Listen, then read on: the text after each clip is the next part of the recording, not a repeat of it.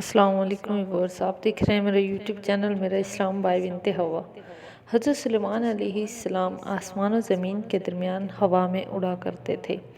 چنانچہ ایک دن جب کسی گہرے سمندر میں سے ان کا گزر ہوا تو دریا میں ہولناک موجیں اٹھتے دیکھ کر ہوا کو پھیل جانے کا حکم دیا اور جناتوں کو دریا میں غوطہ لگا کر نیچے کا حال معلوم کرنے کا حکم دیا۔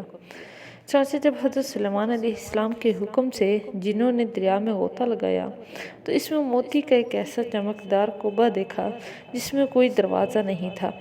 حضرت سلیمان علیہ السلام کو اس کی خبر دی گئی تو انہوں نے اس کعبہ کو سمندر سے لانے کا حکم دیا۔ چنانچہ جنات نے اس کو سمندر سے نکال کر حضرت سلیمان علیہ السلام کے سامنے پیش کیا، جس کو دیکھ کر انہیں بہت تعجب ہوا اور اللہ تعالیٰ سے دعا کی کہ جس سے وہ کعبہ شق ہوا اور اس کا دروازہ کھل گیا۔ حضرت سلیمان علیہ السلام نے دیکھا کہ اس میں ایک نوجوان اللہ تبارک و تعالیٰ کے سامنے سجدہ میں مشغول ہے، تو حضرت سلیمان علیہ السلام نے اس سے دریافت کیا کہ تم فرشتے ہو یا جن؟ تو اس نوجوان نے جواب دیا کہ میں ان کے جنس سے ہوں۔ اس کے بعد حضرت سلیمان علیہ السلام نے دریافت فرمایا کہ آخر یہ بزرگی اور فضیلت تجھے کیسے حاصل ہوئی؟ فضیلت اور اطاعت اور والدین کے ساتھ حسن سلوک کے سبب حاصل ہوئی۔ میں اپنے ضعیف والدہ کو اپنے پشت پر لادے رہتا تھا اور ان کی دعا تھی کہ اے میرے معبود، تو اس کو سعادت عطا فرما کہ میرے مرنے کے بعد اس کا مقام ایسی جگہ میں متعین فرما جو نہ آسمان میں ہو نہ زمین میں۔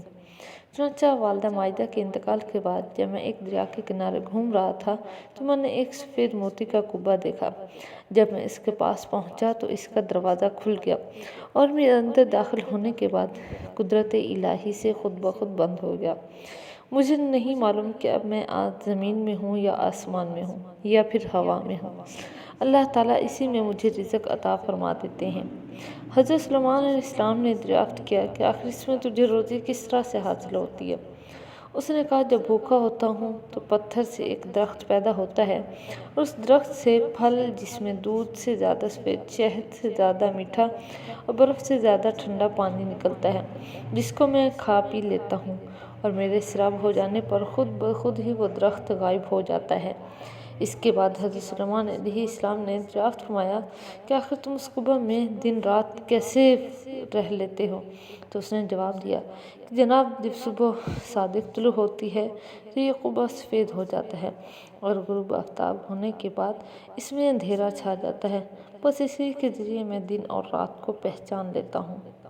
اس کے بعد حضرت سلیمان علیہ السلام سے وہ کعبہ دریا کی گہرائی میں اپنے مقام کی طرف لوٹ گیا۔ تو پھر یہ تھی آج کی ہماری ویڈیو۔ آئی ہوپ آپ کو یہ ویڈیو اچھی لگے گی۔ اگر آپ کو یہ ویڈیو اچھی لگے تو آپ سے ریکویسٹ ہے کہ ہماری ویڈیو کو لائک کریں، شیئر کریں، اور اگر آپ اس چینل پر نیو ہیں تو اس چینل کو بھی سبسکرائب کر لیں تاکہ آنے والی ویڈیو سے آپ باخبر رہ سکیں۔ اللہ تعالیٰ آپ سب کا حامی و ناصر ہو۔ اللہ حافظ۔